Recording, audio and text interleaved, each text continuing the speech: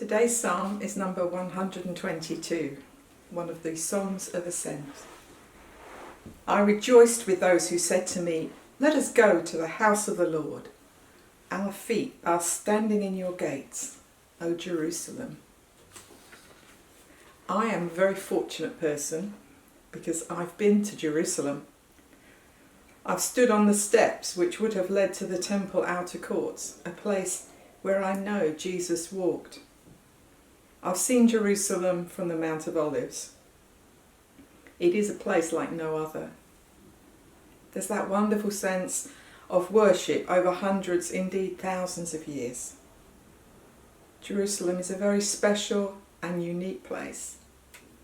But if it is a holy place, then it is also a wounded place. It's heartbreaking to see the division within this ancient city, the clash of culture and three major religions.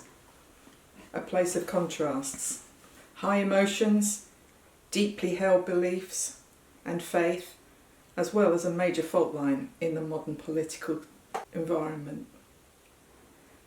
The Jerusalem the psalmist sings about is a different place. It is bound firmly together, not split into quarters. It's a place for all people to gather in, to give thanks to God and to receive judgment. Many of our older hymns tread this line between talking about the real Jerusalem, a place on the map, and the heavenly Jerusalem, or Zion. Jerusalem the golden, with milk and honey blessed. Or glorious things of thee are spoken, Zion, city of our God.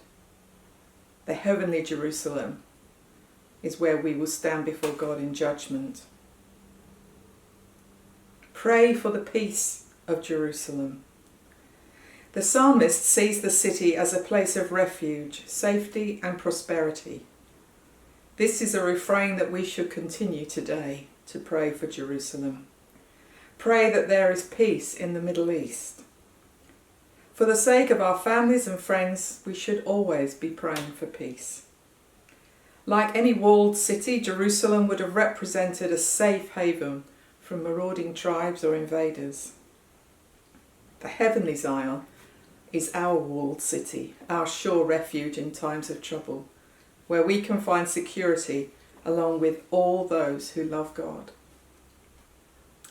While I was in Jerusalem, I went to the Wailing Wall to observe the start of the Sabbath. The square slowly filled with people, lots of families in their Sabbath best. And then I heard the sound of men's voices. I can only describe it like a Welsh male voice choir singing football songs. In they came, arms around each other's shoulders, singing and dancing into the square before the wall. Songs of praise, a joyous sound of people rejoicing that they were coming to worship their God in the nearest place to where their ancestors had gathered.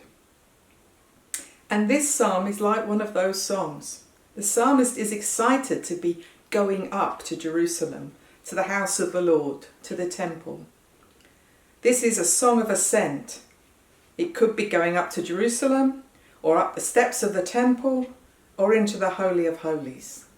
Who knows?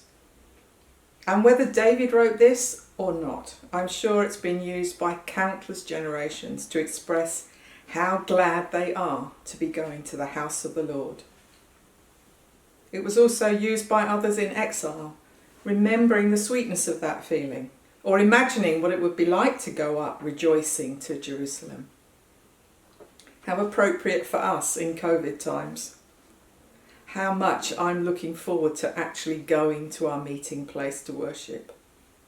I know that we are the church, the people of God, but I miss being in the building and with everyone else.